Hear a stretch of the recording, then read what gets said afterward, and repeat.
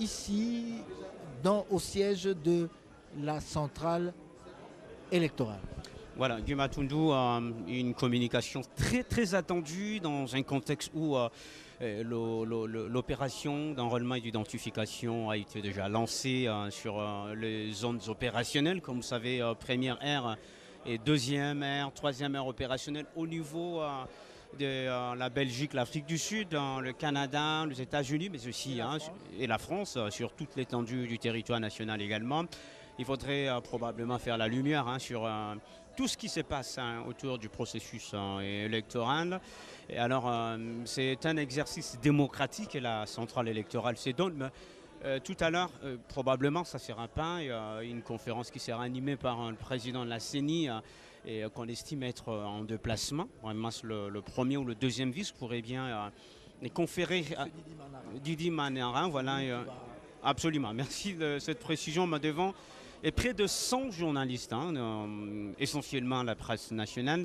Il y a des questions, cet exercice de jeu de questions qui va faire aussi l'objet de c'est une conférence de presse, mais aussi apporter plus d'éclaircissement sur une espèce d'évaluation à mi-parcours, mesdames et messieurs, surtout avec ce qu'on apprend à travers le média, à travers les réseaux sociaux, au niveau des centres d'enrôlement et d'identification, le moyen alloué à la CENI, le déplacement des kits électoraux. Autant de questions pourraient figurer sur ça, mais on ne sait pas imaginer, vous l'avez si bien dit, Gu, rien n'est à filtrer à ce stade, tout sera dévoilé tout à l'heure, avec Didi Manara, qui est l'orateur de cette conférence de presse qu'on attend aujourd'hui. Mais il y a beaucoup d'avancées significatives sur le terrain en termes d'identification et d'enrôlement des électeurs en dépit de défis sécuritaires dans la partie est de la République démocratique du Congo. On trouve des forces négatives qui écument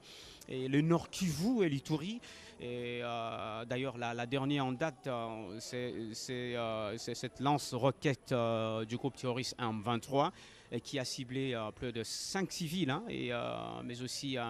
Son Excellence, Monsieur le deuxième vice-président. Voilà, donc c'est dans l'entrée du deuxième vice-président de la Commission électorale nationale indépendante, Monsieur Didi Manara. C'est lui qui va faire cette communication qu'on qualifie déjà d'importante de la Commission électorale nationale indépendante. Rachel Keta.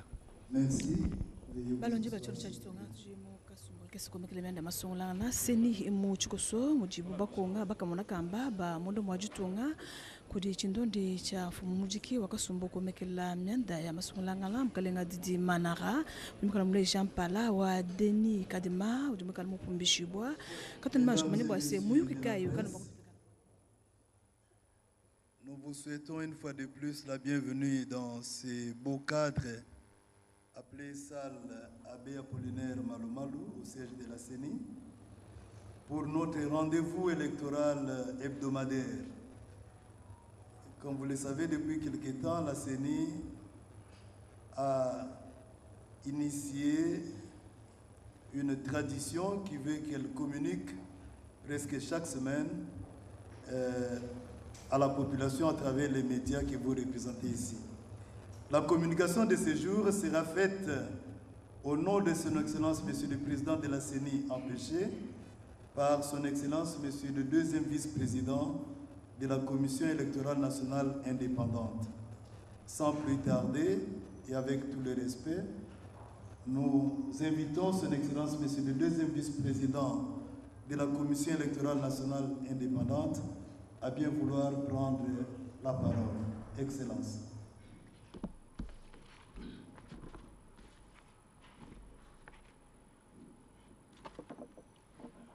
Voilà, merci beaucoup de la parole, Monsieur le modérateur. Vous me suivez là, au fond?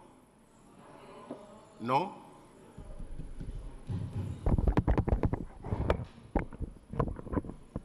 Est-ce qu'on peut venir arranger ces histoires? Parce qu'il y a deux micros qui ne donnent pas. Voilà, merci. Alors, merci beaucoup pour votre attention soutenue.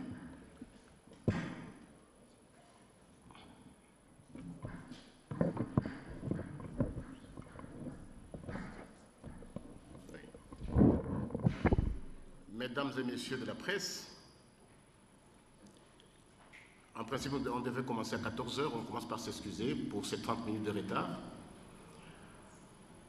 La Commission électorale nationale indépendante a pris l'habitude de communiquer avec vous de manière régulière.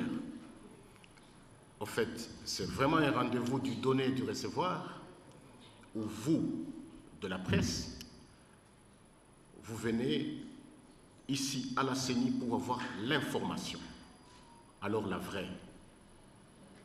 Au-delà de ce qui se passe dans les réseaux sociaux, nous vous demandons, nous de la CENI, de tenir compte de ce que nous vous disons ici, à la CENI. Parce que l'enjeu est de taille. Il s'agit des élections dans notre pays. Ces élections qui vont, au finish, générer les dirigeants de ces pays.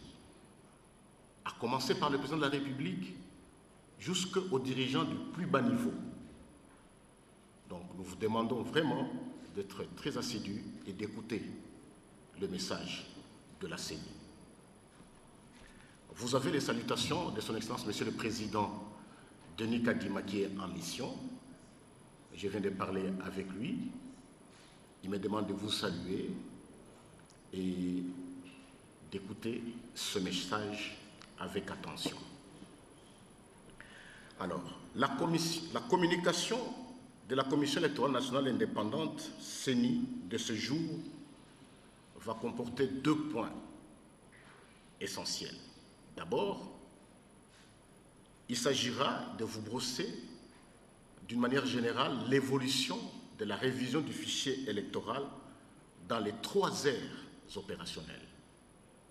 Il s'agira aussi, et enfin, du point d'information avant que nous nous passions au jeu des questions et réponses.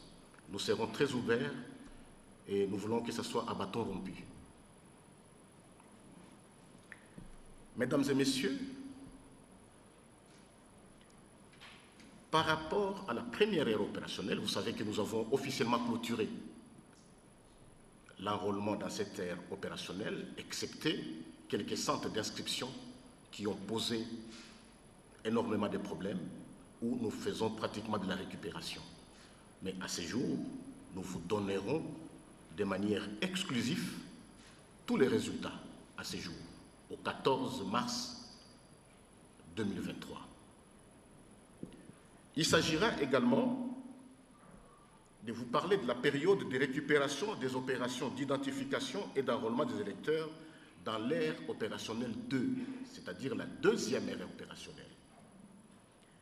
Le délai initial de l'ère opérationnelle 2 était de 30 jours, soit du 25 janvier au 23 février 2023.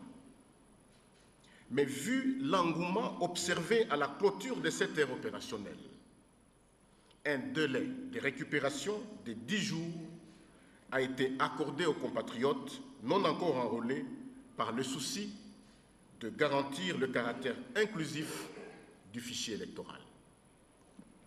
Ces 10 jours ont commencé à courir le 11 mars courant jusqu'au 20 et s'en suivra un délai de traitement des contentieux et des ramassages. Tout en rappelant que cette ère opérationnelle comprend 9 provinces, à savoir le Haut-Katanga, le Haut-Lomami, Lomami, Lualaba, Kasaï, Kasaï central, Kasaï oriental, Tanganyika et Sankourou.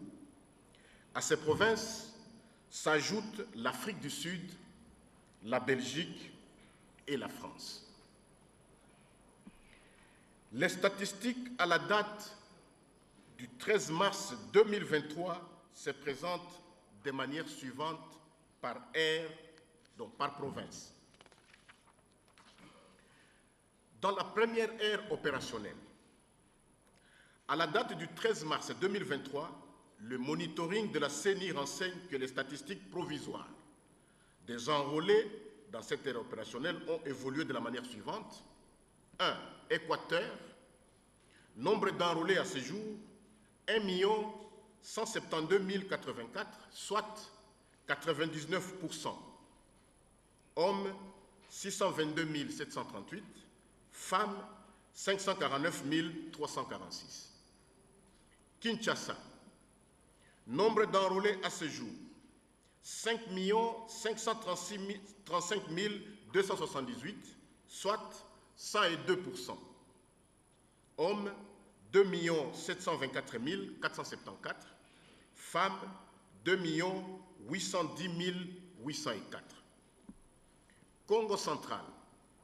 Nombre d'enrôlés à ce jour, 2 655 205, soit 112%. Hommes, 1 439 869. Femmes, 1 215 336. Kwango. Nombre d'enrôlés à ce jour, 1 315 826, soit 110%. Hommes, 666 848. Femmes, 648 978. Kwilu. Nombre d'enrôlés à ce jour, 2 536 709, soit 90%. Hommes, 1 242 953. Femmes, 1 293 756. Maïndombe. Nombre d'enrôlés à ce jour, 1 66 914, soit 98%. Hommes, 539 388. Femmes, 527 526. Mongala. Nombre d'enrôlés à ce jour, 1 144 678, soit 96%. Hommes, 668 209. Femmes, 476 469. Nord-Ubangi. Nombre d'enrôlés à ce jour, 853 998, soit 102%. Hommes, 445 078. Femmes, 408 920. Sud-Ubangi. Nombre d'enrôlés à ce jour, 1 728 427, soit 106%. Hommes, 879 475. Femmes, 848 952. Chouapa. Nombre d'enrôlés à ce jour, 960 707, soit 102%. Hommes, 516 594. Femmes, 444 311. Total pour la première ère opérationnelle, nombre d'électeurs attendus, 18 694 542. Nombre d'enrôlés à ce jour, 18 969 826, soit 101%. Hommes, 9 745 629. Femmes, 9 224 200. Tels sont les résultats de nos statistiques à ce jour dans la première ère opérationnelle. Dans la deuxième ère opérationnelle, à la date du 13 mars 2023, le monitoring de la CENI renseigne ce qui suit. Au Katanga, nombre d'enrôlés à ce jour, 1 921 971, soit 64%. Hommes, 968 126. Femmes, 953 845. Au Lomami, nombre d'enrôlés à ce jour, 980 416, soit 61%. Hommes, 492 966. Femmes, 487 450. Lomami, nombre d'enrôlés à ce jour, 1 96 885, soit 72%. Hommes, 556 341. Femmes, 540 544. Lualaba. Nombre d'enrôlés à ce jour, 923 944, soit 74%. Hommes, 485 818. Femmes, 438 126. Kassai. Nombre d'enrôlés à ce jour, 1 410 823, soit 77%. Hommes, 743 909. Femmes, 666 914. Kassai central. Nombre d'enrôlés à ce jour, 1 783 472, soit 94%. Hommes, 877 534. Femmes, 905 938. Kassai oriental. Nombre d'enrôlés à ce jour, 1 108 469, soit 82%. Hommes, 542 599. Femmes, 565 870. Sankourou. Nombre d'enrôlés à ce jour, 684 950, soit 46%. Hommes, 383 462. Femmes, 301 488. Tanganyika.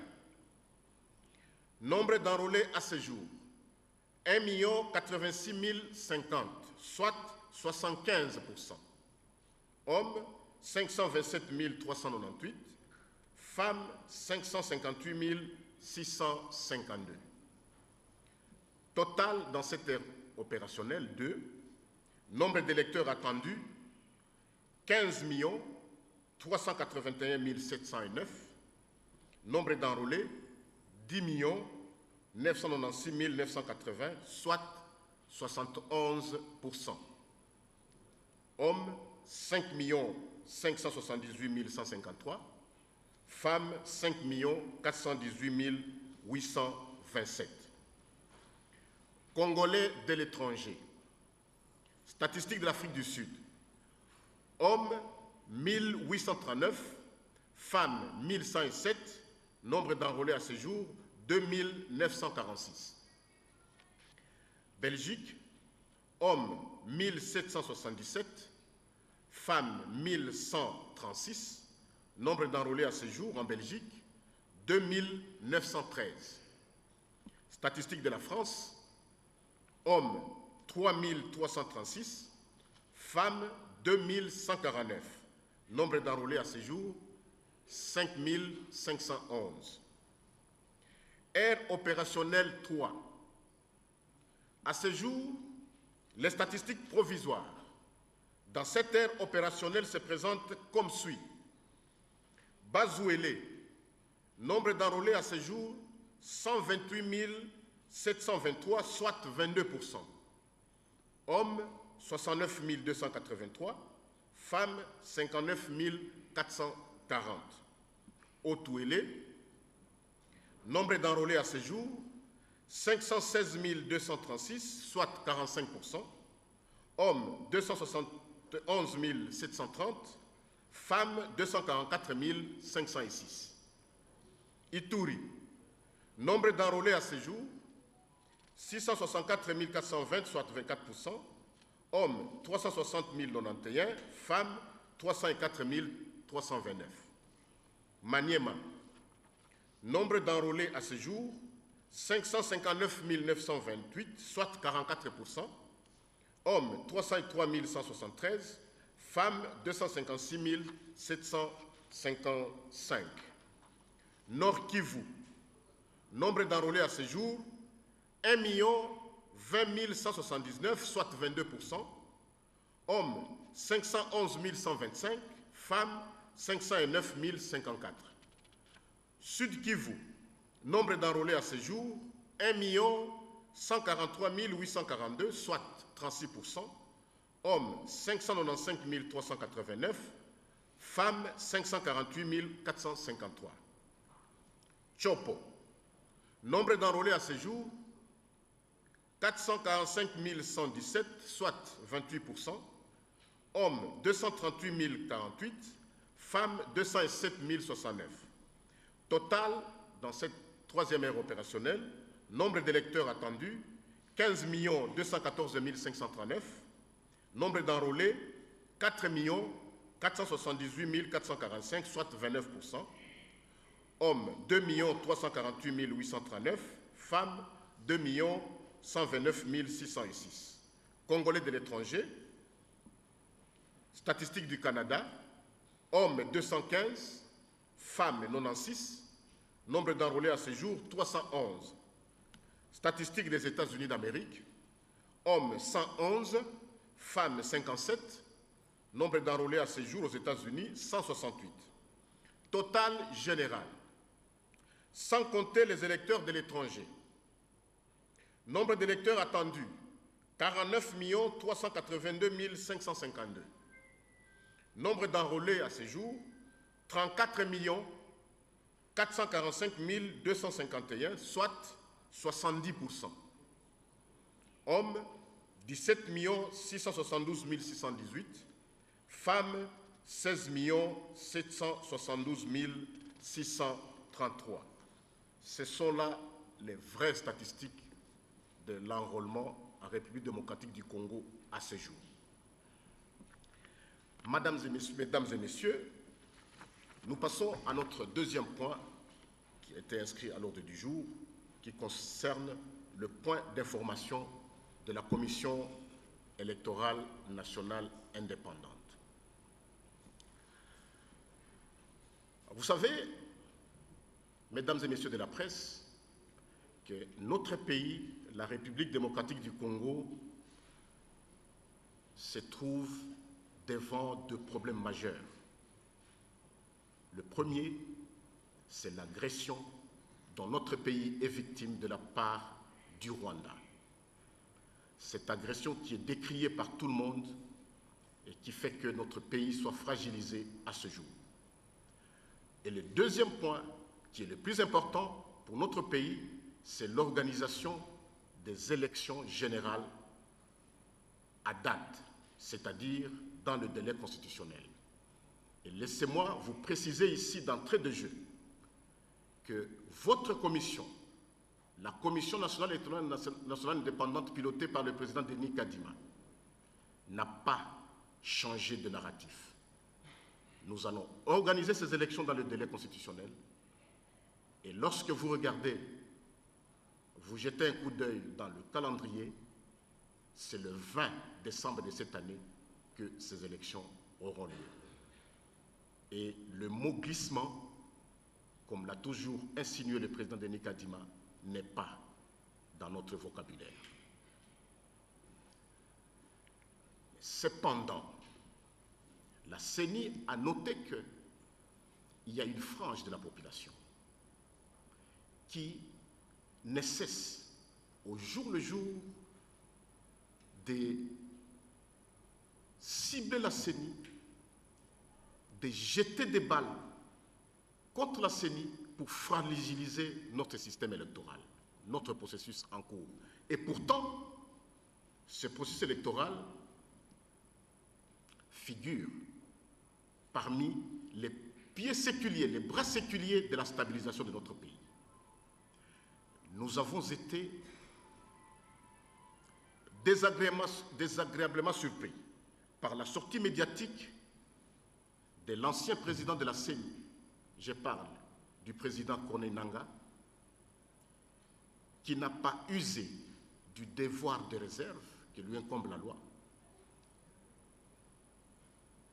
Il n'a pas usé également de l'éthique déontologique qui sont les valeurs morales qui devaient en principe respecter. Voilà pourquoi je m'en vais ici balayer un à un les points qui ont fait l'objet du point de presse qu'il a accordé dans une des presses locales, et nous le disons par devoir de défense. Parce que nous pensons, nous, de la Commission électorale nationale indépendante, que nous devons sécuriser ce processus qui donne la stabilité à ce pays. Sur la voie des ondes, le président honoraire de la CENI a fait une déclaration tendant à jeter le discrédit et le mépris sur l'actuel management de la centrale électorale. Dans sa déclaration, il relève les problèmes liés au processus de désignation des nouveaux membres de la CENI, à la qualité de la photo en noir et blanc sur la carte d'électeur, à l'amateurisme dans la prise en charge des opérations d'identification et d'enrôlement des électeurs en cours, et, selon lui, aux faux chiffres quant au nombre des électeurs enrôlés dans la première ère opérationnelle. Nous allons aborder toutes ces questions. Face à cette déclaration fantaisiste et teintée de respect, d'irrespect et de manque d'objectivité, il y a lieu de faire observer ce qui suit. 1. Du processus de désignation des membres de la CENI. Parlons-en. L'auteur de la déclaration tente en vain de fustiger sans fondement le processus de désignation de l'actuel management, alors que ce processus est amélioré du point de vue légal avec des critères objectifs qui garantissent la transparence, ce qui n'a pas été le cas de l'auteur de la déclaration dont la désignation a été faite dans un contexte d'opacité totale, sans confrontation ni débat. En d'autres termes, l'auteur de la déclaration dont question n'est pas le produit d'une compétition à la désignation comme président de la CENI. Autrement dit, son profil n'a jamais été confronté à d'autres compétiteurs pour prétendre être les meilleurs et donneurs de leçons. Nous savons tous comment ce monsieur a été placé à la tête de la CENI. Il n'a jamais été question d'une quelconque compétition, comme ça a été le cas pour le président Denis Kadima, qui avait en face de lui des compétiteurs. On nous a parlé que ce monsieur a un profil, a un CV, mais où est ce CV? Moi, j'en doute.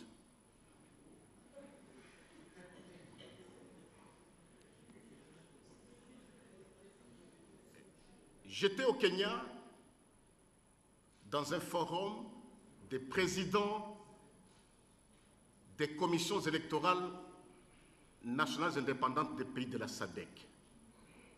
J'étais agréablement surpris de comment le président Denis Kadima a été ovationné lorsque je me suis présenté comme son deuxième vice-président. Quelqu'un est passé ici, il s'est targué le titre d'expert, qu'il a un CV, qu'il a un parcours, mais tout le monde connaît le parcours de M. Nanga. Il ne peut en aucun cas se comparer à Denis Kadima, disons-le en face. Expert électoral connu sur l'échiquier national et international, chers collègues, chers membres de la presse. On ne peut pas, puisqu'on veut prendre une carrure politique, instrumentaliser le passage à la CENI pour se donner cette carrure. La politique, il faut la faire, mais attention, il y a beaucoup à apprendre. De la qualité de la photo en noir et blanc sur la carte d'électeur. Il convient de préciser qu'au terme de l'article 6 de la loi électorale, la qualité d'électeur est constatée par l'inscription sur la liste électorale et la détention d'une carte d'électeur. En cas de perte de celle-ci, un duplicata est délivré par la CENI. Le législateur n'a jamais fait de la photo, moins encore de sa qualité, une condition déterminante de la qualité d'électeur. La photo est certes un des éléments identitaires, mais elle est en concours avec d'autres éléments repris aux articles 25 aux articles 25 et 26 de la loi numéro 4/028 du 24 décembre 2004 portant identification et enrôlement des électeurs en République démocratique du Congo, tel que modifié et complété à ce jour. Il s'agit notamment des prénoms, noms et post-noms, le lieu et la date de naissance, le sexe de l'électeur, des noms du père et de la mère, de l'adresse et de la résidence actuelle, de la photo format passeport, de la signature ou l'empreinte digitale, de la province d'origine, du secteur et de la chefferie d'origine, du territoire d'origine, du village d'origine, de l'image de l'iris de l'électeur. Du reste, durant les processus précédents, la carte d'électeur faisait office de la carte d'identité et cette mention y était reprise. Avec l'identification de la population et la constitution du fichier de l'état civil par l'Office national de l'identification de la population ONIP, l'actuelle carte d'électeur ne survivra que pour l'organisation des scrutins et la durée du processus d'identification de la population. Il ne fait donc aucun doute que certains éléments d'identification comme la photo du candidat électeur ne soient entourés de caractéristiques particulières dans le souci de réduire sensiblement le coût de production pour répondre aux impératifs d'ordre financier et logistique, alors que sous le mandat de l'auteur, je parle de Corneille Nangaa, la production de la carte d'électeur avait occasionné un coût financier et logistique exorbitant qui avait pesé considérablement sur le trésor public. C'est pourquoi, tenant compte de toutes ces considérations, le nouveau management avait décidé de recourir au système d'imprimante thermique incorporé dans le nouveau kit d'enrôlement, du reste utilisé par plusieurs pays européens ou américains. Le président de la CENI m'a donné comme mission d'aller lancer les opérations d'enrôlement en Belgique. Et là, mesdames et messieurs de la presse, la photo en noir et blanc n'a posé aucun problème. Et d'ailleurs, c'était par ruse qu'on me demandait. Il dit, mais on a suivi à Kinshasa que la photo noir et blanc posait problème, alors que tout le monde là est noir. Qu'est-ce qui se passe?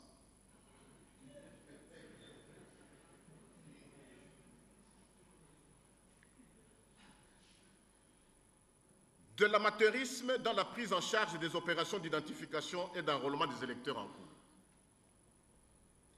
L'auteur de la déclaration accuse l'actuel management de la CENI de faire preuve d'amateurisme et de manque de planification dans la gestion des opérations en cours.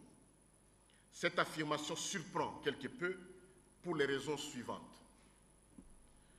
Le prétendu manque de planification d'un fait état, l'auteur de la déclaration, ne peut tenir dans la mesure où l'activité calendaire de l'enrôlement des électeurs en cours a initialement été prévue dans la feuille de route du nouveau management, élaborée le 3 février 2022 à Bibois, dans la ville de Kinshasa. C'est ici le lieu de préciser que le processus en cours a connu 28 mois de retard que l'actuel management s'emploie de rattraper. À ce jour, il est clair que le processus électoral en cours est irréversible, car la CENI exécute scrupuleusement son calendrier qui prévoit l'organisation des scrutins dans les délais constitutionnels, et cela malgré qu'elle est confrontée à des défis multiples et variés en nature. Il suffit de prendre le calendrier électoral et de vérifier le cours des événements. Vous verrez que votre CENI est à jour à ce jour. Qui dit mieux? La procédure d'acquisition du matériel destiné à la révision du fichier électoral avait été lancée conformément à cette feuille de route, suivant une procédure de passation des marchés publics à laquelle le management de M. Corneille Nangaa n'a jamais recouru, alors que prévu dans tous les textes légaux et réglementaires ainsi que dans les manuels de procédure de la CENI. Toutes les acquisitions, je dis bien toutes les acquisitions, sous le mandat du concerné, se faisaient de gré à gré, de manière subjective, à la tête du plus offrant et au mépris de la loi sur la passation des marchés publics. Ce qui lui a valu des sanctions qui courent jusqu'à ce jour. Et on m'a dit qu'on a renouvelé encore les sanctions. Et je crois que c'est ce qui monte un peu à la tête de certaines personnes. Les appels d'offres ont été lancés en bonne et due forme. Les soumissionnaires ont compéti et à l'issue du processus de sélection, là nous parlons de nous-mêmes, la firme Mirou avait gagné les due marchés suivant des critères rigoureux et objectifs de sélection conformes à la loi sur la passation des marchés publics en RDC. J'aimerais dire ici que lors du mandat passé, toutes les acquisitions se sont faites de gré à gré. C'est ce qui a conduit à des sanctions à tous les niveaux, y compris par le peuple. Qui peut faire aujourd'hui confiance aux prétendus qui s'étaient le titre d'expert ou, je ne sais pas moi, de donneur de leçons? Alors que le nouveau management de la CENI a exposé ici, dans cette salle, dans une démarche claire, objective, sur la passation des marchés, de tout ce que nous faisons. La presse était invitée. Je crois que parmi vous, vous étiez dans la salle. Et vous avez tous remarqué que c'est Mirou System qui a gagné de manière objective cette passation des marchés. Où est l'expert, mesdames et messieurs? Qui est expert entre les deux? La production et le conditionnement des kits ont été réalisés dans un temps record. Là, nous parlons de nous-mêmes. Et permettre le déploiement des kits d'enrôlement dans plus de 22 271 centres d'inscription à travers toute l'étendue du territoire national, sans compter la cascade des formations des membres des centres d'inscription et des agents de la chaîne de supervision et leur déploiement sur le territoire national. L'acharnement de l'auteur de la déclaration peut se comprendre du fait que les résultats obtenus par le nouveau management dans presque 2 mois, n'oubliez pas que nous avons lancé l'opération d'enrôlement le 24 décembre passé. Et si nous pouvons compter de manière relative avec les fêtes, c'est-à-dire le 25 décembre, le 1er janvier et tout ça, nous avons réellement commencé en janvier. Nous sommes aujourd'hui le 14 mars. Donc nous n'avons même pas encore totalisé 3 mois. Nous sommes à 2 mois et quelques jours, mesdames et messieurs. 2 mois et quelques jours.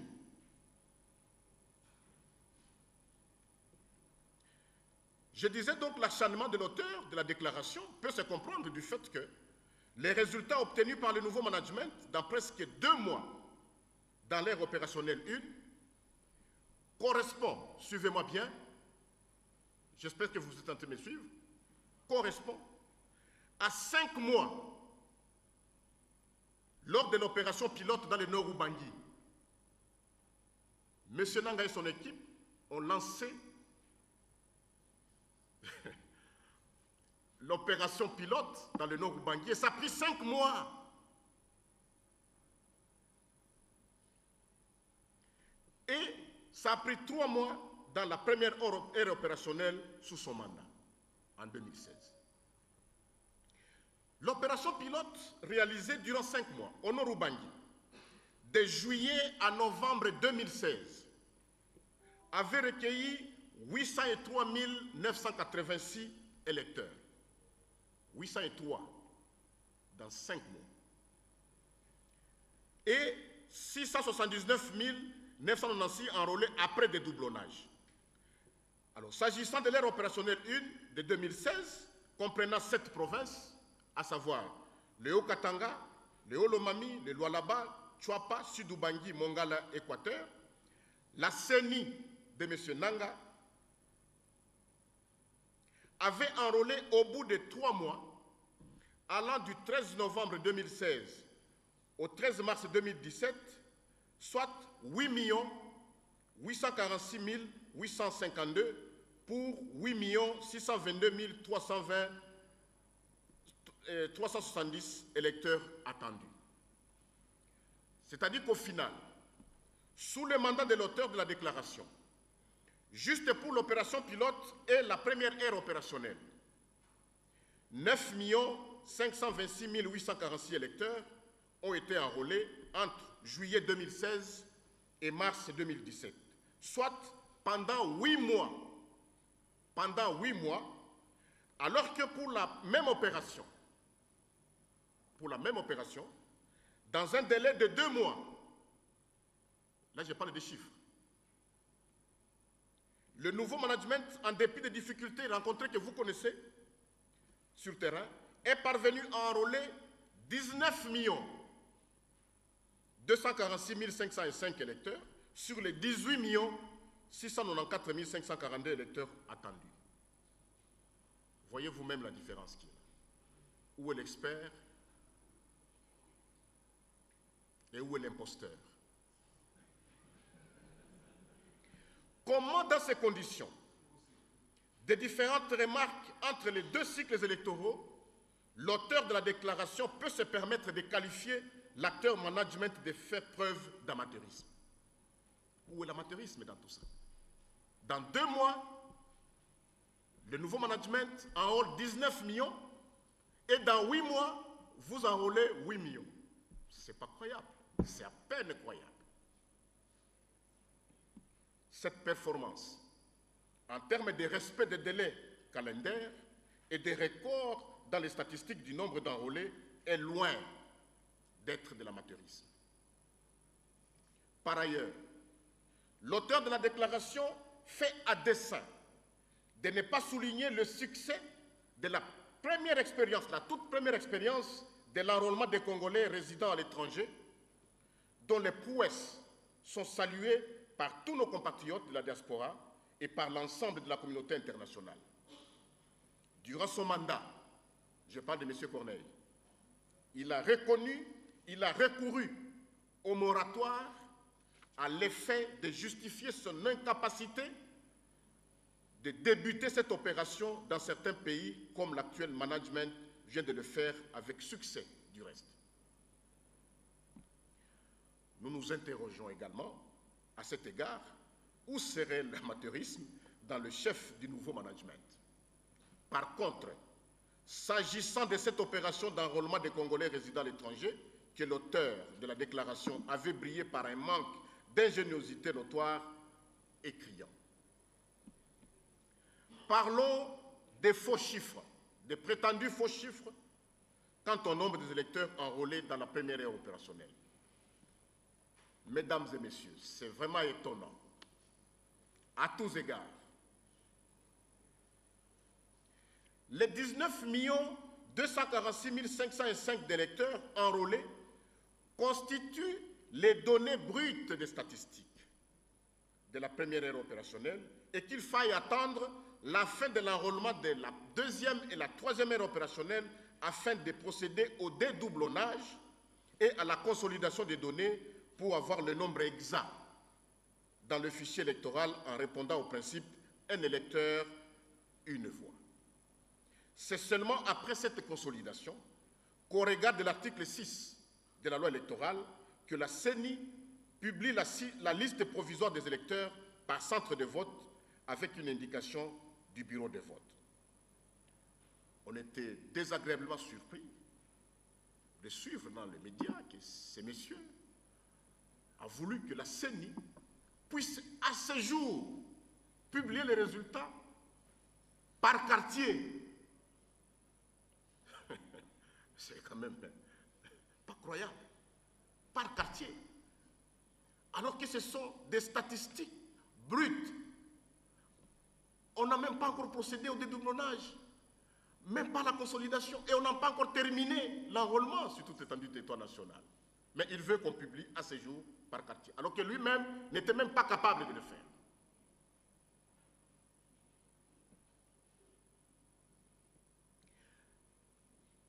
« 30 jours au plus tard, avant la campagne électorale, ça c'est la loi, la CENI publiera la liste définitive des électeurs par centre de vote. avec aussi indication du bureau de vote. Et au plus tard, 15 jours avant le scrutin, sera affiché par consultation au bureau de l'antenne de la CENI la liste électorale pour l'ensemble du territoire, des territoires de la ville ou du groupement des communes pour la ville de Kinshasa. Du regroupement des communes pour la ville de Kinshasa, pardon. Dans ces conditions, comment peut-on à ce stade où l'enrôlement est en cours, qualifier de faux chiffres si ce n'est par mauvaise foi et dans une intention de discréditer le processus électoral en cours et qui, au regard de nombreux observateurs, enregistre des performances inégalables en termes de délai et nombre d'électeurs enrôlés en comparaison avec tous les trois cycles derniers, tous les trois cycles électoraux derniers. Il y a lieu de relever que les statistiques diffèrent des données des électeurs. Les statistiques découlent des indications tirées des monitorings, c'est ce que je vais dire là. Nous sommes en train de faire le monitoring et nous sommes en train de remonter les statistiques. Ce ne sont pas encore les données. J'étais désagréablement surpris et même étonné de voir que l'expert puisse parler des données à ce stade. À ce stade, on ne parle pas des données, on parle des statistiques. On remonte, pas de monitoring. Je doute fort de cette expertise dont certaines personnes dans ce pays.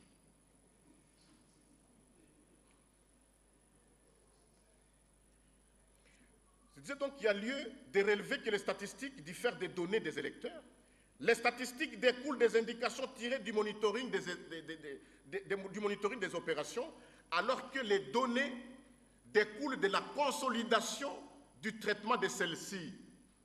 C'est pourquoi la CENI a rendu public, par souci de transparence seulement, les statistiques que je viens de vous lire il n'y a pas longtemps, et du reste provisoire, tirées des éléments collectés lors du monitoring des opérations. C'est pour cela que vous voyez que les statistiques sont changeantes, sont évolutives, parce que ce ne sont que des statistiques qui remontent de nos CI. On ne peut pas parler des données maintenant et de demander à la CENI de pouvoir les publier. Ce n'est pas possible, ce n'est pas croyable. En attendant la consolidation de toutes les données, dont la remontée se fait progressivement dans chaque ère opérationnelle. Il est donc étonnant que l'auteur de la déclaration qui a publié les résultats électoraux in globo, vous vous souvenez, n'est-ce pas, par souci d'opacité, exige de manière erronée à ses successeurs de publier les statistiques de l'enrôlement des électeurs en détail pour assurer la transparence. Pourquoi ces 2 poids 2 mesures? Alors que le peuple congolais attendait les résultats en détail, il les a publiés in globo. Vous vous souvenez, n'est-ce pas? En somme, l'auteur de la déclaration étale sa mauvaise foi et son intention de nuire au déroulement du processus électoral en cours, en ce que, sous son mandat, il n'a pas récolté dans son actif des prouesses réalisées par le nouveau management. Point 5. L'auteur de la déclaration peut-il être un modèle de gestion et donneur de leçons? Je m'en vais répondre à la question. Au-delà de toutes les considérations relevées ci-dessus, l'auteur de la déclaration ne peut s'ériger en modèle de gestion ni en donneur de leçons. Parlant de sa gestion, et s'agissant particulièrement des infrastructures, il est à noter que l'auteur de la déclaration a laissé dans son passif 2 points. Plusieurs arriérés des loyers des bâtiments abritant les installations de la CENI, tant à Kinshasa qu'à travers toutes les provinces, sans exclusion aucune. L'immeuble abritant le siège national de la CENI, l'immeuble ici où nous sommes, dans un état de délabrement très avancé. Je crois que vous le savez tous. Regardez un peu l'état de la salle où nous sommes. avec des installations sanitaires dégradantes. Je n'aime pas en parler, parce que ça donne... ça reflète l'image un peu des gestionnaires de ce qui est ici. Pour redorer le blason de l'institution ternie par l'auteur de la déclaration, l'actuel management a acquis l'immeuble abritant le siège national de la CENI en initiant les travaux de réhabilitation du dit siège, particulièrement la rénovation de la salle des conférences Abbé Malou Malou, nous sommes, et ses dépendants, qui sont à ce jour embellis et équipés à la hauteur et au prestige de l'institution. Il en est de même des entrepôts centraux en cours de construction et le paiement des arriérés des loyers de tous les démembrements à travers le territoire national. S'agissant du social des cadres et agents de la CENI, plongés dans une précarité sans précédent, suite au rabais sensible des salaires à 40% et à la gestion calamiteuse de l'auteur de la déclaration. Étant sensible à la misère de ces derniers et dans le souci de placer l'homme au centre de toute action, le nouveau management s'est engagé résolument depuis sa prise de fonction, non seulement à apurer les 9 mois de salaire impayés par l'auteur de la déclaration, mais aussi à réajuster à la hausse les salaires des agents de 40 à 100% à ce jour. Face à toutes ces évidences, l'on peut donc une fois de plus s'interroger si l'auteur de la déclaration peut vraiment s'ériger en donneur de leçons. Laissez-moi vous dire que désormais, parce que l'auteur de la déclaration, c'est la 4e fois qu'il passe dans la presse pour tirer à bout portant la CENI, désormais, puisqu'il s'agit de l'ancien président de l'institution, désormais, lorsqu'il passera dans la presse, nous allons répliquer. Merci beaucoup.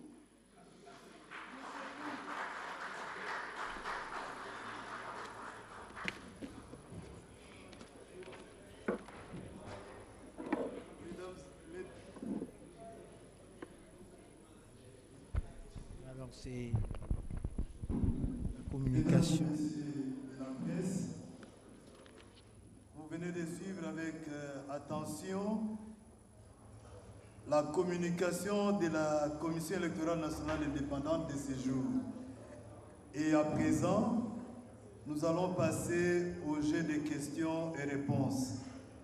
Et comme nous sommes au mois de mars, je voudrais commencer par une dame pour honorer la femme. Je vois la dame en rouge, une main derrière là-bas. Oui, madame, vous pouvez avancer.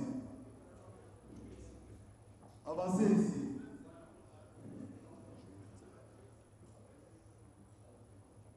Ah, c'est madame Bibiche. Je ne vous ai pas vu. Merci. Vous vous présentez. Merci, je suis Bibiche Moua de la radio-télévision Biwan. Moi, je reviens sur la question relative en rapport avec le manque de planification tel que dénoncé par l'ancien président de la Commission électorale nationale indépendante. Et si l'on vous demandait de vous auto-évaluer par rapport à cette opération, qu'allez-vous nous donner comme réponse? Merci. Merci. Nous allons prendre la deuxième question. Oui, venez, monsieur. Vous vous présentez. Je vous vois tous. Je vous vois.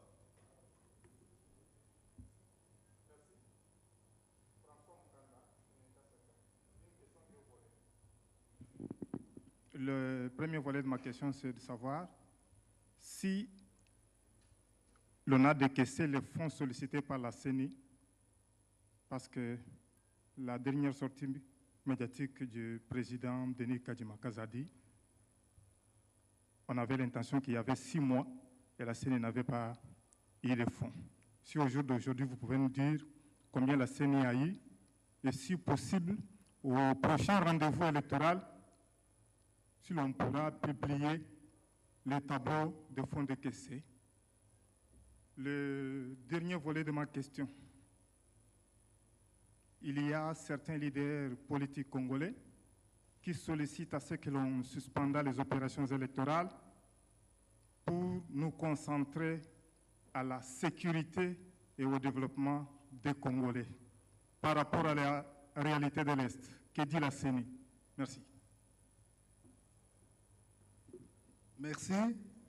Nous allons prendre le troisième. Oui, avancez, monsieur.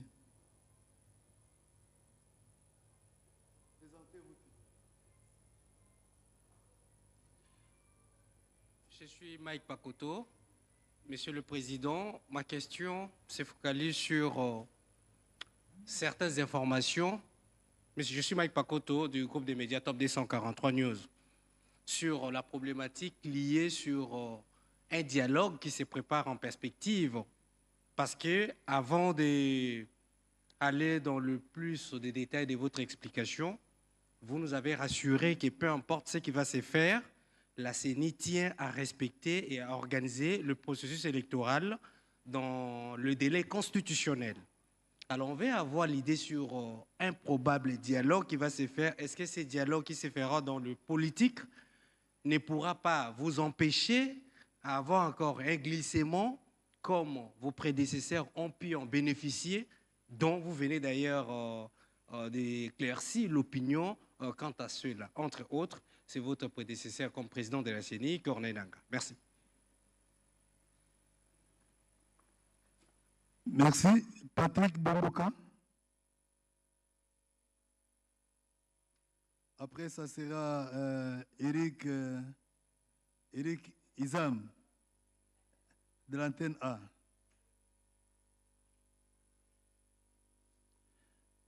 Merci pour la parole. Patrick Bomboka pour Zoomeko. Monsieur le deuxième vice-président, récemment, le président de la CENI a évoqué certaines difficultés concernant la remontée des données. Et nous voudrions nous assurer, est-ce que ces rythmes de remontée des données vous permettent de rester dans le délai? Merci. Voilà, Eric Izam, et puis on va clôturer la première série avec Eric. Merci, monsieur le deuxième vice-président de la CENI.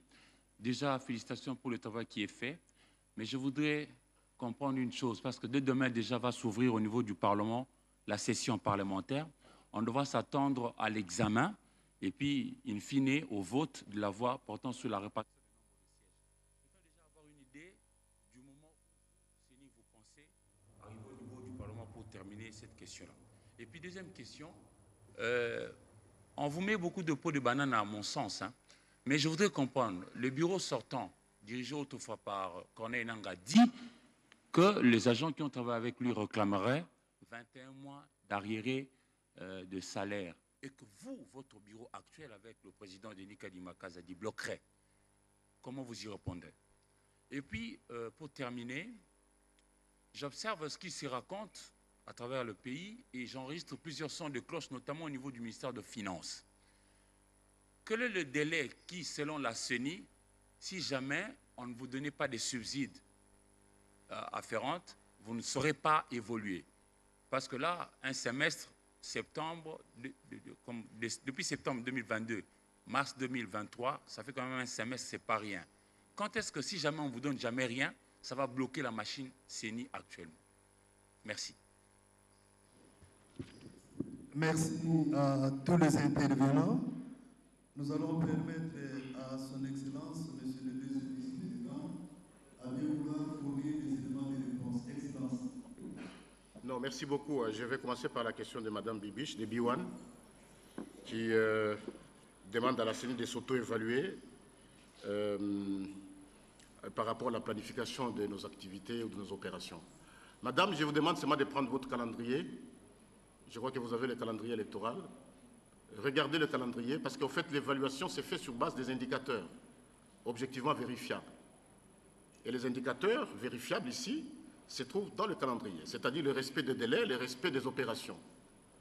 À ce jour, je peux vous dire, sans crainte d'être contredit, qu'à 100%, nous respectons ce délai, nous respectons ces opérations. Donc, pour notre auto-évaluation, au regard des indications qui sont vérifiables, c'est-à-dire notre feuille de route, notre calendrier électoral, nous sommes à jour. Je crois que je l'ai dit. Et nous sommes très satisfaits, en tout cas au jour d'aujourd'hui. Monsieur François, vous parlez des fonds, des finances. Effectivement, c'est une question. Je crois que le président de la CENI, M. Denis Kadima, l'a fustigé. Et laissez-moi vous dire que les cris d'alarme qu'il a lancés. Et d'ailleurs, nous avons fustigé cet état des choses depuis la publication de notre feuille de route, qu'il s'agit des contraintes. Et heureusement qu'il a lancé ces signaux d'alerte. Ils se sont rencontrés les deux, c'est-à-dire le président de la CENI et M. le ministre des Finances.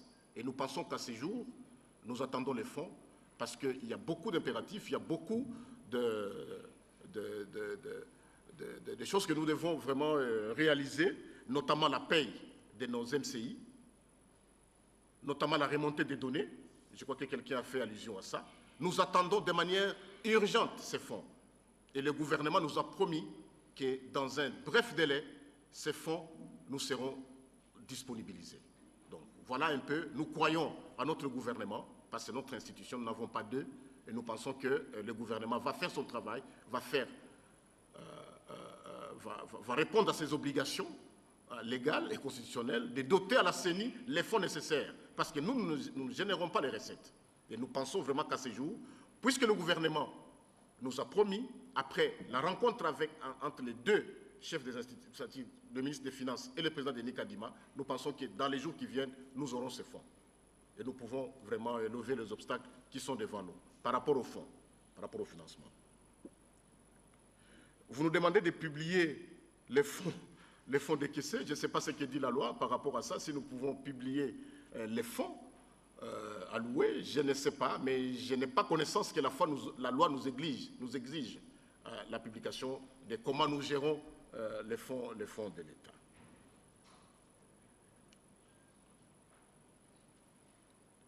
Par rapport à la sécurité, est-ce que nous envisageons peut-être la suspension des... Non, pas du tout.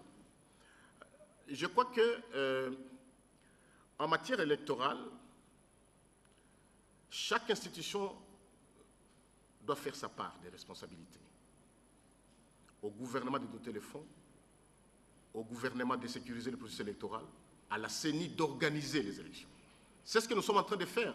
Nous vous disons que nous, à ce jour, nous sommes prêts à organiser ces élections dans le délai. Laissez-moi vous dire que nous saluons vivement vraiment les efforts qui sont menés par le gouvernement de la République, notamment l'approche sur plusieurs fronts, sur le front militaire.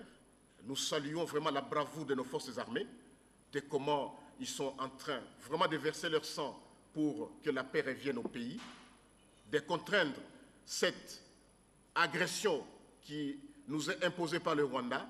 En tout cas, à ces Congolais-là, à ces militaires-là, à ces services de sécurité-là, la CENI leur adresse un coup de chapeau. Nous remercions également le gouvernement sur l'autre front, le front diplomatique. Et nous pensons que sur ce front diplomatique, les choses sont en train d'avancer.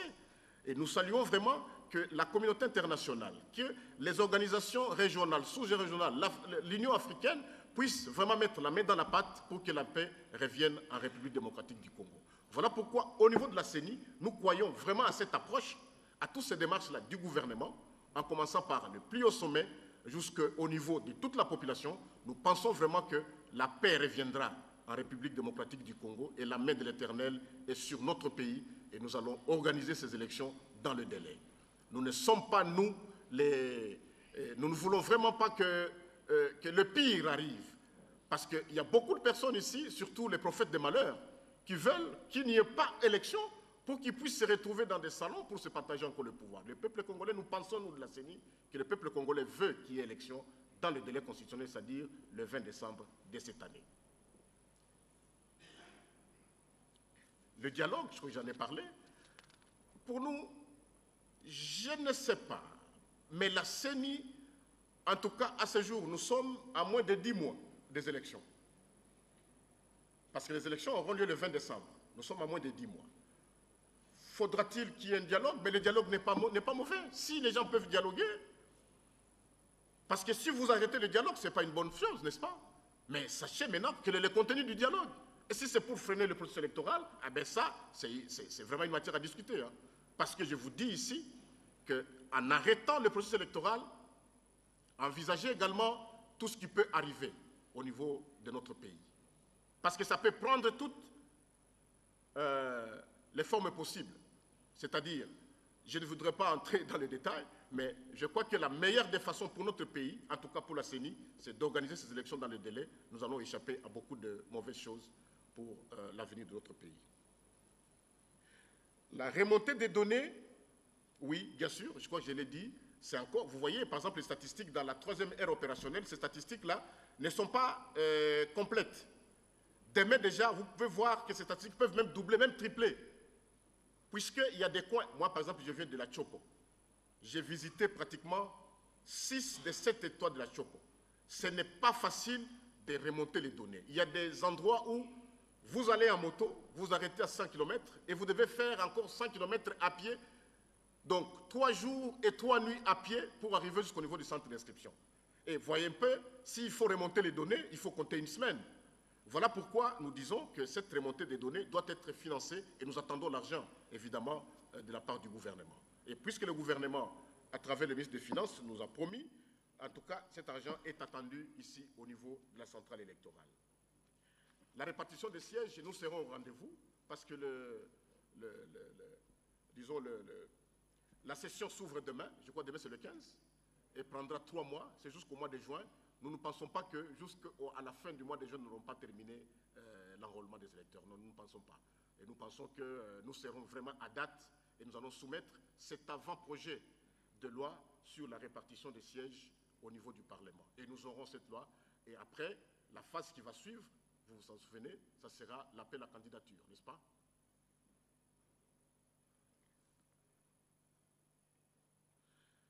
Est-ce que la CENI bloque 21 mois d'arriérés des salaires? Ça m'étonne un peu cette question. Ça m'étonne. Je crois que j'ai parlé suffisamment dans le speech que j'ai donné ici. La CENI, au contraire, est en train de réhabiliter l'agent jusqu'à doubler son salaire. Mais ça, ce sont des arriérés laissés par M. Konenanga et son équipe. Ce sont les arriérés. Vous avez parlé d'arriérés, n'est-ce pas? C'est laissé par M. Konenanga. Posez-lui la question. Ce n'est pas à Denis Kadima que vous devez poser cette question d'arriérés de salaire. Posez-lui la question, qu'est-ce qu'il en a fait? Où est passé cet argent-là? Les 21 mois de salaire. C'est à lui de répondre, en tout cas, ce n'est pas à la CENI de répondre. S'il n'y a pas de subside, est-ce que la CENI... Non, nous ne voulons pas être vraiment des prophètes des malheurs, hein, parce que nous savons vraiment que notre stabilité tient sur l'organisation de ces élections à date. Et nous pensons vraiment que notre gouvernement sera en mesure et est en mesure vraiment de donner les moyens nécessaires à la CENI de pouvoir avancer et d'organiser comme vraiment tout le peuple congolais attend d'organiser ces élections le 20 décembre de cette année. Et nous sommes, cet objectif est à notre portée et nous pensons qu'avec l'aide de Dieu, nous le ferons. Voilà un peu comment je réponds à cette première série de questions.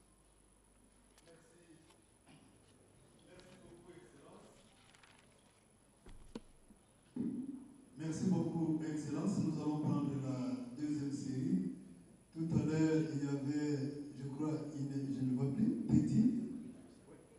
Il est 50, Teddy, je l'ai vu. Ah, bon, avancez. Mais j'ai eu l'impression que c'était Teddy. Et nous prenons également 7 sur 7. Prince Maïro. Teddy est là. Voilà. J'avais vu sa main, s'il vous plaît. Oui. Prince Maïro. Déjà, on a répondu à votre question. Merci. Madame Gino Réma. Et alors, vous pouvez aider madame à avancer, je vous en prie. Oui. On commence par le premier. Merci beaucoup, monsieur le deuxième vice-président, pour la parole. Je suis Teddy, qui est de la 10e rue télévision. Je vous ai suivi religieusement pendant votre intervention. Vous avez réagi à tous les propos dits par l'ancien président de la CENI, Corneille Nangamou. La question de savoir, aujourd'hui, il est ancien président de la CENI et président sortant, bien sûr. Il a conduit le processus électoral de 2018. Aujourd'hui, il s'attaque à votre bureau et vous avez promis de réagir maintenant à toutes ces interventions, à toutes ces sorties médiatiques. Ma question de savoir, ça va nous amener à quoi? C'est tout simplement la question. Merci beaucoup. Merci. Je suis au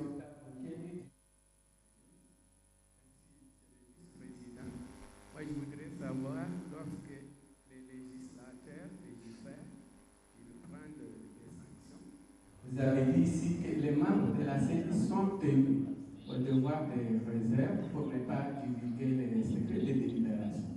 Mais maintenant que M. Corneille Nanga a violé cette disposition, est-ce qu'il sera poursuivi par la justice ou par ses responsables? Merci. Madame Gino. Merci beaucoup, Monsieur le Vice-président. Puisque vous avez refuté en bloc toutes les déclarations faites par l'ancien président de la CENI, mais vous pouvez au moins publier bureau par bureau les résultats sur la révision du budget. Donc, ne serait-ce que pour l'AO 1, je ne sais pas si c'est possible, c'est ça la question. Deuxième question, il y a une question de légitimité du bureau de la CENI, de la composition du bureau de la CENI, qui a été même évoquée avec le Conseil de sécurité de l'ONU, qui était ici en République démocratique du Congo, par l'obligation de leader de l'opposition. Aujourd'hui, serez-vous prêt, vous, le bureau Denis Kadima, à pouvoir accepter qu'on puisse refaire la composition du bureau? Est-ce que vous serez prêt? Merci. Merci. Le dernier, oui, le dernier.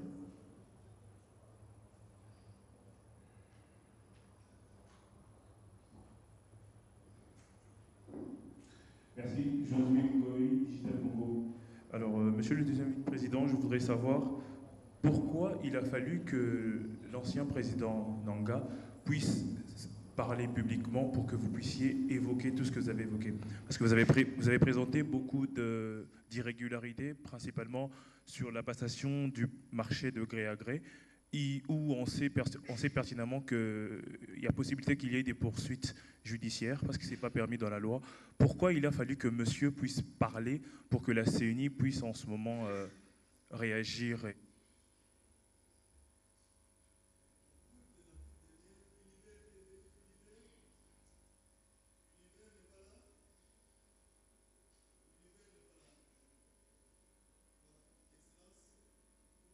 Réponse.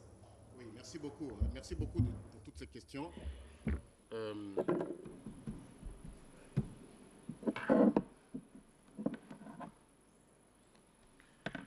Voilà, il y a un problème.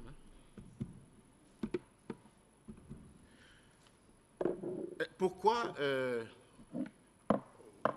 vous vous engagez à répondre à M. Corneille Nanga lorsque moi je dis parce que tout simplement, il n'est pas n'importe qui, c'est le monsieur qui a dirigé cette institution.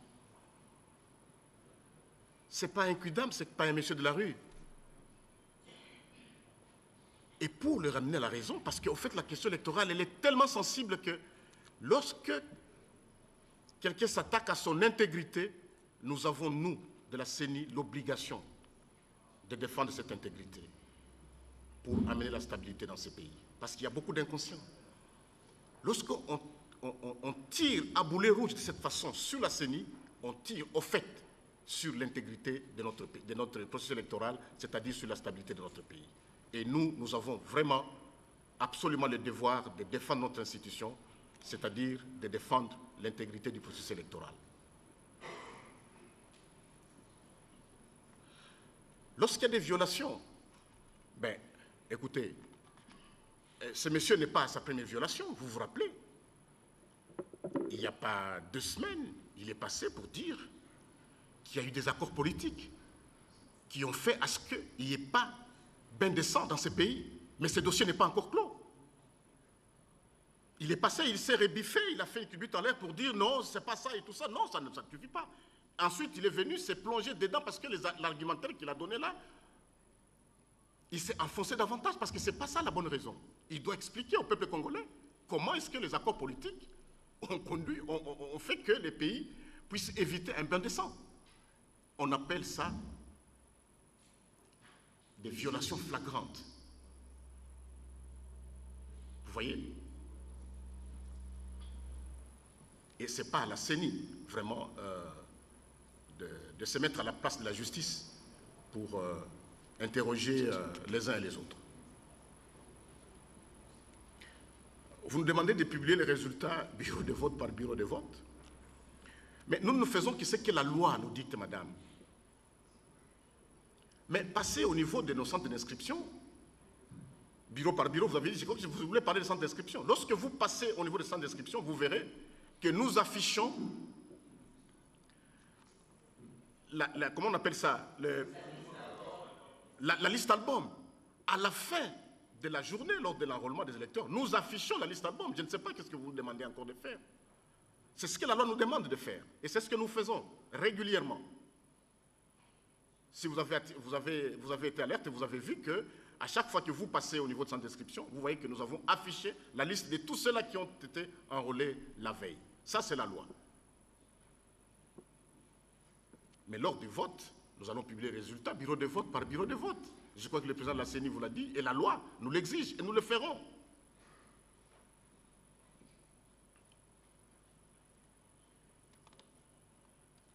La légitimité du bureau de la CENI, ça a été évoqué par l'opposition. Qu'est-ce qu'il en est? Nous, écoutez, nous savons que notre pays, par rapport à tout ce qu'il y a eu comme agitation lors de la désignation des membres de la CENI, le pays a perdu 28 mois de retard. Je me rappelle moi-même, je crois que vous savez le rôle que j'ai joué au niveau du Parlement. J'étais président du groupe parlementaire PPRD. J'étais le chef de l'opposition. Je crois que vous le savez, au niveau du Parlement. Je crois que je suis devant la presse ici. Le président de la République, le président du Parlement, de l'Assemblée nationale, a demandé à 4 reprises que les composantes doivent amener les noms des compétiteurs pour que le processus électoral puisse avancer. Ce n'est pas à la CENI ou à qui que ce soit vraiment de se mettre à la place des composantes pour amener les noms. Ce qui est vrai, mesdames et messieurs de la presse, c'est qu'il y a des personnes qui sont dans les schémas du blocage. Nous sommes convaincus, nous de la CENI, que ce n'est pas ça qu'ils cherchent. Ils cherchent le blocage. Ça dit, ils cherchent quoi? On doit recomposer la CENI. On doit recomposer la Cour constitutionnelle. On doit revoir la loi électorale. On doit. Ça va nous amener à combien de temps? Alors que le peuple congolais attend les élections. En même temps, ils disent qu'il faut organiser les élections dans le délai constitutionnel. Vous ne voyez pas qu'il y a une antinomie là-dedans?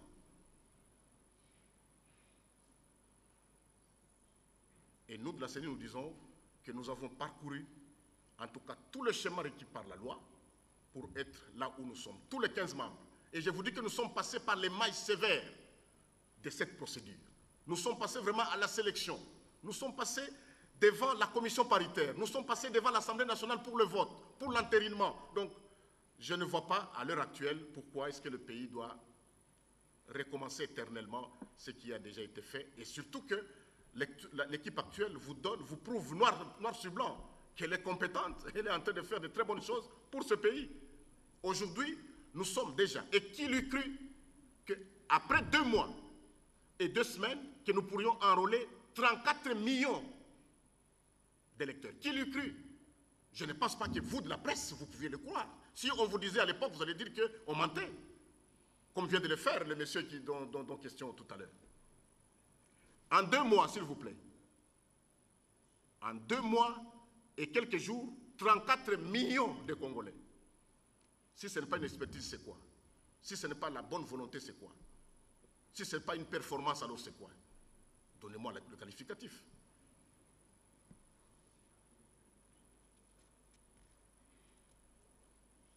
Pourquoi attendre à ce que M. Corneille Nangaa puisse fustiger des choses pour les dénoncer? Nous sommes tenus au secret, nous sommes tenus à la déontologie.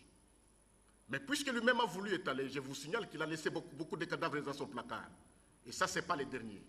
Donc s'il continue, nous allons continuer. Voilà.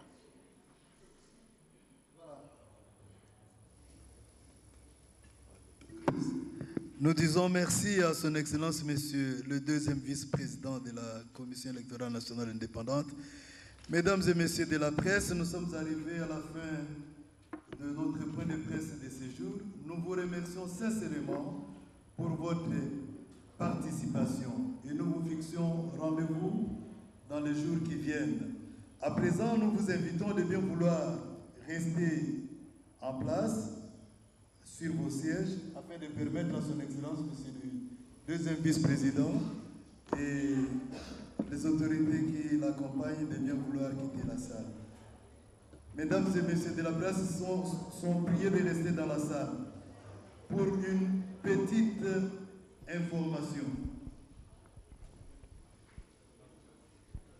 Presse, restez à vos places. Donc pour une la petite sortie information qui vous concerne. du premier vice-président, M. Didi Manara, qui quitte la salle après sa communication importante.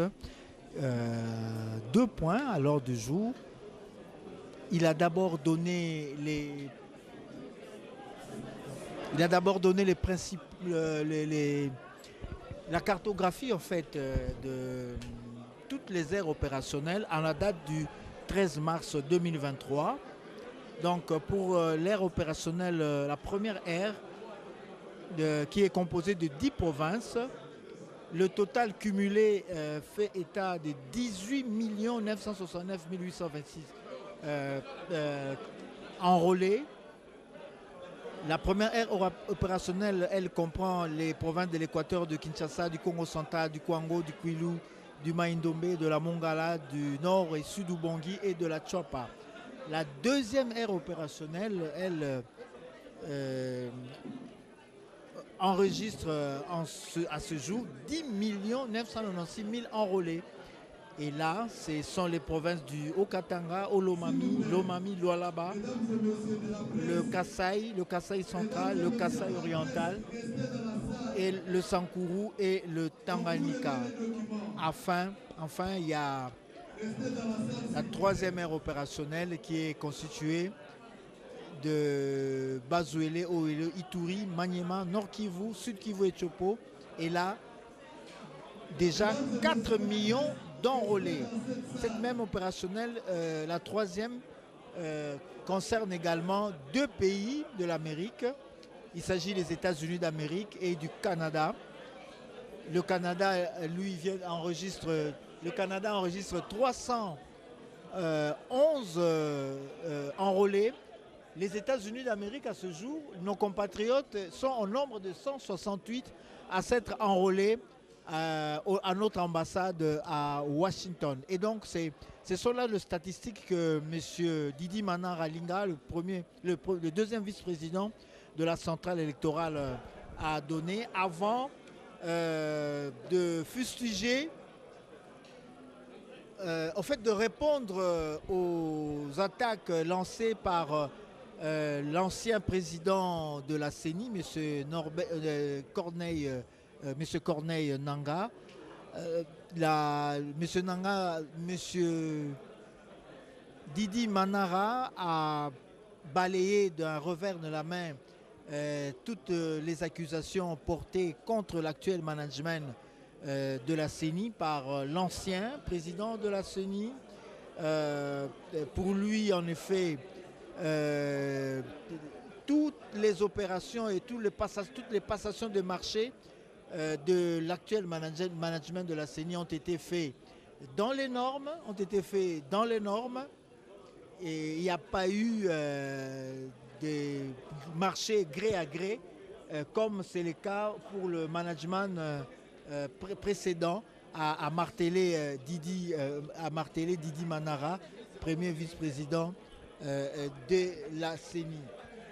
Il faut dire qu'il a insisté sur le fait que les élections seront organisées le 20 décembre 2023. Ça, c'est Didi Manara qui le dit. Les élections seront organisées le 20 décembre 2023 et il n'y aura pas de glissement. Pour reprendre l'expression du deuxième vice-président de la CENI, pour lui, en effet, le mot glissement n'existe pas dans le vocabulaire de la CENI. Et donc, sa communication a porté justement à la critique de cette sortie médiatique de l'ancien président de la Commission électorale nationale indépendante, Corneille Nangaa, qui, d'après le deuxième vice-président de la CENI, devait être tenu au devoir de réserve. La La CENI va maintenant répondre coup sur coup à chaque fois que M. Corneille Nangaa va s'en prendre à l'actuel management. Il rappelle donc que c'est pour la 4e fois que l'ancien président de la CENI a fait de critiques qu'il qualifie lui d'acerbe contre la CENI et que désormais la CENI répondra coup sur coup. Et donc il a balayé d'un revers de la main les accusations portant sur l'amateurisme de l'actuel management de la CENI. Il a balayé d'un revers de la main toutes les accusations portées en rapport avec la photo en noir et blanc qui est contenue sur la nouvelle carte d'électeur. D'après lui, en effet, cela n'a pas posé de problème, et si l'option noir et blanc a été levée, c'était juste pour amortir le coût de Rachel. Tudi Afrika kondekelo kwa chibelo cha jitu kujalelu Didi Manara udomekala chidondi cha fomomo kela kasumba kesiko mekele mena masungulangana mufile lwa polo lwa mianda ya jikwanta twala ta mshuni mikala mienze ka mu province yonso ya mono majito ja Kongo mwala ta mu kumatunga menyi mu de Afrique du Sud mu de France mu de Belgique mu de Canada lwa polo lonso on le fila ne pas chiche mu tamba kunyingala la kokumono boise umo ufo mukala kala mfumu mujiki wakasumba mekele mena masungulangana Corneille Nangaa vomwa kula mianda mishira ndiko bitangela lwendu lwa mianda masungulangana balomboji bampinje una kumuteka munjira bakula chiputoka boise mushindu jibikala bakwata mujumu badi mbulonga mabilondo kestela meini mikandu yakasumba kese komekela mianda ya masungulangana muleje boise mchikono chosi kalma kwakula pa kasumba kanunkweu bikala janda muleje kumbana ja kumupesha bilondo shela byakula kula bikala byakujibwa wakasumba komekela mianda ya masungulangana Astrid au Congo. Tosa kidila mama wetu Rachel Keta ni kutokana tu na masemi ya kiongozi wa zamani wa CENI yenye aliweza kutamka katika mitambo ya maredio pia matelevision fulani. Ndiye kiongozi wa pili makamu wa CENI bwana Didi Manara alitamania kabisa kutoa majibu, kutoa mwanga kuhusu masemi yenye kiongozi wa zamani wa CENI aliweza kusema ya kuweza kudharau kazi yenye kigundi cha sasa ya CENI iko nafanya kuhusu hali ya kuandika wa raia wa Kongo juu ya uchaguzi, kwani aliweza kutupilia kazi yao kusema kwamba hali ya vitambulisho ya kura ya sasa haiko vizuri kutokana na picha yenye kunatoka ya nyeupe na hali ingine ya makazi yenye kuendeshwa. Basi ndiye bwana Didi Manara kiongozi wa pili makamu wa CENI aliweza kutoa mwanga kuhusu kazi yenye CENI iko naendesha, na aliweza kuhakikisha ya kwamba hakika kura itaweza kuendeshwa kwa muda wenye kustahili, kwani CENI kwa hapa sasa imekwisha kuandika yapata wachaguzi milioni 34 kwa miezi 2.5, japokuwa hawajamaliza kuandika kabisa wachaguzi katika eneo nzima ya Jamhuri ya Kidemokrasia ya Kongo. Basi kutokana na kazi yenye kwa nafanya na gisi kiongozi wa zamani wa CENI aliweza kusema ni kuona kwamba alitamania kutupilia pia kudharau kazi yenye wengine wako wanafanya kwa hapa sasa, na hali hiyo haiko vizuri, haikuweza kutoshelea kabisa viongozi wa sasa wa CENI. Mami Mambwene Aksanti aksida au Congo ya solo tokomi na suka ya likita tope masolo mai mokambia ibale ya CENI Didi Manara linga ya sangisa ki bapandisango po ya kolomani olana bango ye ayebaki na kopesa la polo na bituka bebute ki bongo kokomisa nkombo po ya bomono nyo mapunumi enge bene na bilobaloba oyo ilobamaki na mokambi o akambaki misala ya CENI Corneille Nangaa ye alekaki etando ekempo na koloba ete bakambi ya CENI bazali kokamba misala sika bango bakokite baponoki bango na biponopono kasi bango bakokaki na mosala monate pe aloba alobaki makambo masusu mangengo bakina kitena tina ena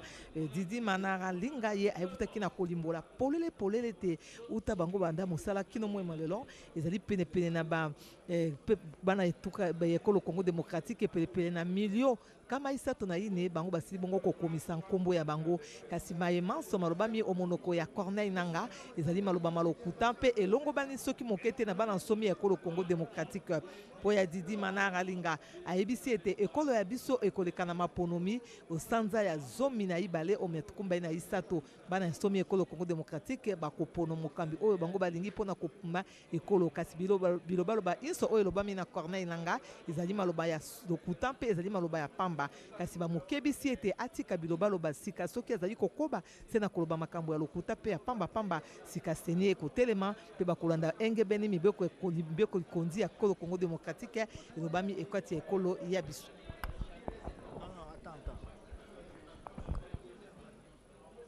Voilà, nous étions dans la salle Abbé Apollinaire Malou. Cette salle a été donnée en dédicace donc au tout premier président de la centrale électorale, l'abbé Apollinaire Malou. 1 minute pour conclure cette conférence de presse. Merci à vous tous qui nous avez suivis et à la prochaine.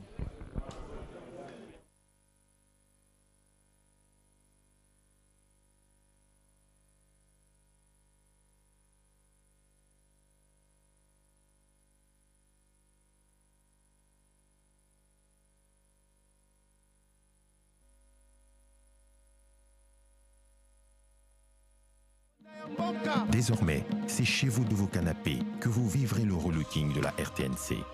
Nouvelle identité visuelle, habillage d'antenne adapté, grille de programme revisitée, live assuré sur www.rtnc.cd. Tout pour nous réconcilier avec notre chaîne nationale, vecteur de nouveaux narratifs sur la République démocratique du Congo. Prenons rendez-vous pour parachever cette modernisation et permettre à la RTNC de jouer son rôle de média public.